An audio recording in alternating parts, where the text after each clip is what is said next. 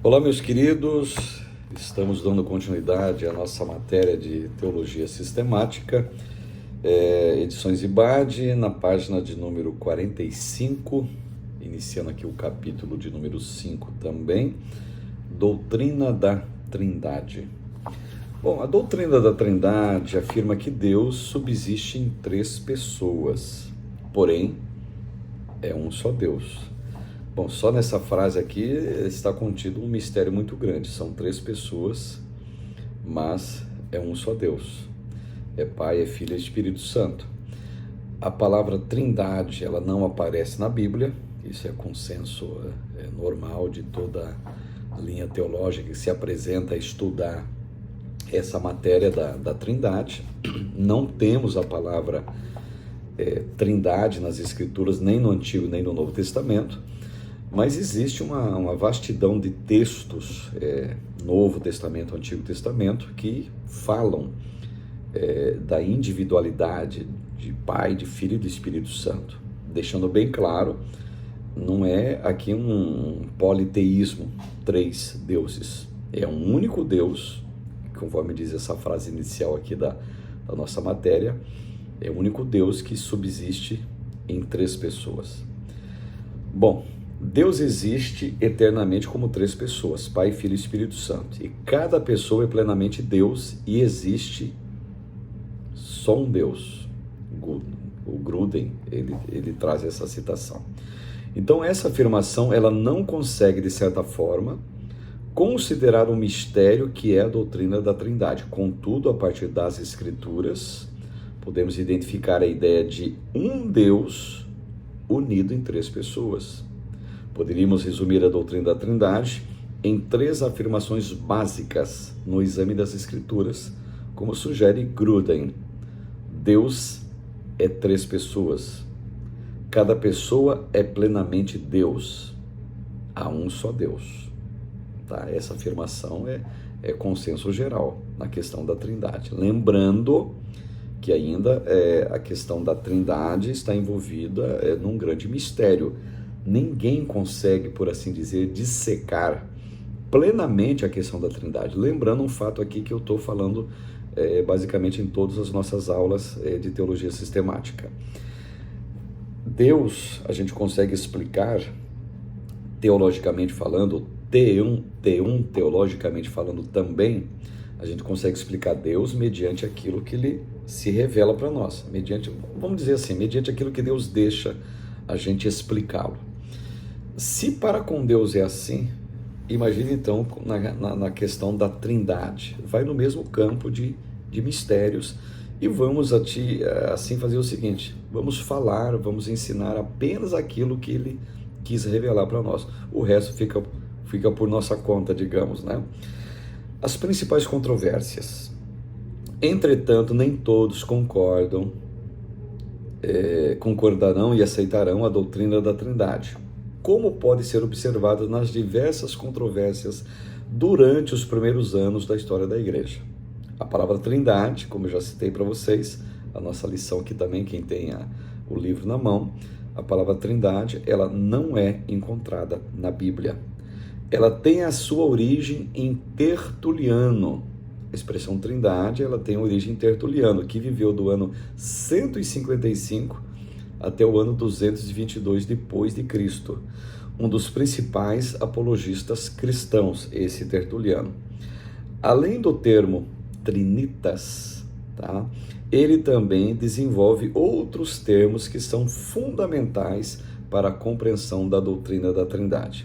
O primeiro dele é persona. O termo, segundo Alistair McGrath, ele significa o quê? Abre aspas para o Ellison McGrath aqui na página de número 46 do nosso livro. Literalmente, olha só, uma máscara como a que era usada por um ator em uma tragédia grega. Naquela época, os atores usavam máscaras para permitir que a audiência entendesse qual dos distintos personagens da peça eles estavam interpretando. Por essa razão, o termo persona adquiriu um novo significado que tinha relação com o papel que alguém representava, tá certo? Esse termo que Tertuliano usou para atrelar a questão da Trindade, o papel, a interpretação. Não sei se vocês me entenderam. O outro termo cunhado por Tertuliano foi substantia, ou substantia. Esse termo, são termos latinos no caso, né?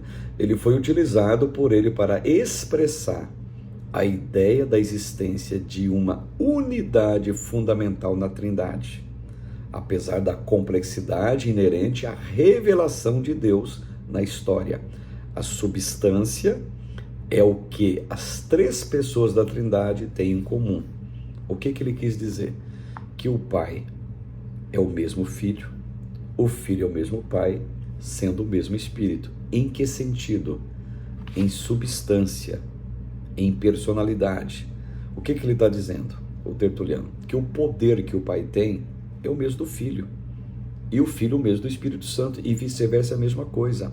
Por isso que os três é da mesma substância, nessa colocação do Tertuliano, atinente à questão da Trindade. Então a discussão acerca da Trindade se estende até o Concílio de Nicéia, que aconteceu em 325 depois de Cristo, cuja preocupação principal era discutir acerca da divindade de Cristo, e é retomado a discussão no Concílio de Constantinopla, no ano 381 depois de Cristo, cuja discussão central foi a divindade do Espírito Santo. Dessa forma, chegou-se a um acordo acerca da divindade e sua relação entre o Pai, o Filho e o Espírito Santo. Ou seja, aliás, o Gruden, ele sintetiza da seguinte maneira essa questão do Concílio de Constantinopla. Fato de ser Deus três pessoas significa que o Pai não é o Filho. São pessoas distintas. Significa também que o Pai não é o Espírito Santo, mas são pessoas distintas, e significa que o Espírito Santo não é, que o Filho, aliás, não é o Espírito Santo. São pessoas distintas também. Ou seja, aqui cai por terra a questão, o que chegou-se ao Concílio de Constantinopla, 381 depois de Cristo, cai por terra a questão do unicismo. Nós sabemos que aqui no Brasil tem igrejas unicistas, pensamentos unicistas, que nesse ponto, já no Concílio de Constantinopla, eles já estavam combatendo essa questão do unicismo. Os grupos anti-trinitarianistas, tá? Uma palavrinha complicada aqui, tá bom? Mas saiu. Um desses movimentos é conhecido como monarquianismo, ou seja, os monarquistas, nomeados assim por Tertuliano, dividiam-se em dois grupos, a saber, os dinâmicos e os modalistas, tá? Os monarquianistas dinâmicos representavam a ideia de que Jesus era apenas um homem de vida santa, que teria recebido o Espírito Santo por ocasião do seu batismo. Olha só, foi adotado por Deus, por isso são conhecidos também como adocianistas, e que em certo sentido havia se tornado divino, era o conceito deles, através da ressurreição apenas. Então seus principais representantes foram Teodoro de Bizâncio e Paulo de Samosata, cujas ideias foram rejeitadas e os seus expoentes excomungados em meados do terceiro século. Esse pessoal aqui. O monarquianismo modalista, ele não negava a divindade de Jesus nem do Espírito Santo. Entretanto, em oposição aos ensinos bíblicos, negavam a distinção das pessoas da Trindade. Ou seja, eles não diziam que o Pai é um, o Filho é outro, ou seja, eles não aceitavam dessa forma, como nós entendemos do Concílio de Constantinopla, no caso, né? O Brunelli aponta que eles acreditavam que o Pai nasceu e sofreu e que Jesus era o Pai. Então essa crença deu a eles o nome de patripacianos, pater do latim, pai, e passus, sofrer, Então o Pai encarnou no Filho e sofreu com ele. Olha só o que eles pensavam. Eles são conhecidos também como sabelianos, devido ao seu principal líder e expoente dessa ideia ser Sabélio, que viveu em Roma no século III depois de Cristo, ou unicistas no caso, né? E tem os unicistas modernos, não vou nem citar quem que é, vocês devem saber de quem que eu estou falando. Em suma, abre aspas para ele, citando Brunelli, usavam o nome de Jesus para se referir tanto ao Filho quanto ao Pai e ao Espírito Santo. Batizavam em nome de Jesus, alegando que o Pai não é o nome, Filho não é o nome e Espírito Santo não é nome. Jesus é o Pai, Jesus é o Filho e Jesus é o Espírito Santo, porque ele tem um nome. Olha só, os unicistas da época e os modernos agora também, que tudo é Jesus. Assim, é importante ressaltar que a doutrina da Trindade não é considerada a inferioridade do Pai e do Espírito Santo com relação, aliás, do Filho e do Espírito Santo com relação ao Pai. Eles não são inferiores, tá? As três pessoas são igualmente eternas e não são três deuses, tampouco modos diferentes do mesmo Deus. O chamado credo atanasiano resume de forma precisa a doutrina da Trindade como compreendida pela ortodoxia cristã. E o credo atanásio, ele diz da seguinte maneira, abre aspas, está na página 47. A fé universal é esta, que adoramos um Deus em trindade e trindade em unidade. Não confundimos as pessoas, nem separamos a substância, pois existe uma única pessoa do Pai, outra do Filho e outra do Espírito Santo. Mas a deidade do Pai, do Filho e do Espírito Santo é toda uma só. Glória é igual e majestade é coeterna. Tal como é o Pai, tal é o Filho e tal é o Espírito Santo. O Pai é não criado, o Filho é não criado e o Espírito Santo é não criado. O Pai é eterno, o Filho é eterno, o Espírito Santo é eterno. E, no entanto, não são três eternos, mas há apenas um eterno. Da mesma forma, não há três não criados, nem três imensuráveis, mas um só não criado e um imensurável. Assim, o Pai é Deus, o Filho é Deus e o Espírito Santo é Deus. No entanto, não há três deuses, mas um só Deus. Assim como a veracidade cristã nos obriga a confessar cada pessoa individualmente como sendo Deus e Senhor, assim também ficamos privados de dizer que há três deuses ou três senhores.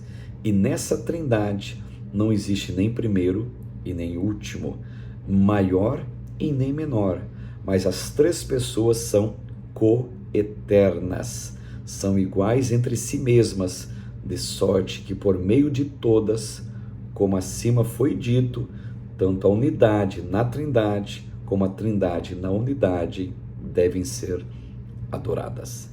Esse é o credo atanasiano, que não deixa controvérsia nenhuma acerca da Trindade, está muito bem especificado. E na página 49, temos aqui uma questão para nossa reflexão, sempre tem uma, tá? Reflita sobre como a doutrina da Trindade é, ao mesmo tempo, uma verdade bíblica, mas um mistério no que diz respeito à sua natureza. Evidente que assim, aquilo que eu já frisei, aquilo que eu já falei, Deus, ele se revela. Agora, a revelação que nós temos de Deus não é a revelação total dele, ele é mais do que a gente pensa, mais do que a gente imagina. Como eu já frisei, vou falar de volta, não existe doutor em Deus, não existe um expert em Deus. Olha, o meu diploma que eu coloquei na minha parede é que eu sou formado e sou especialista em Deus e consigo explicar tudo aquilo que ele é.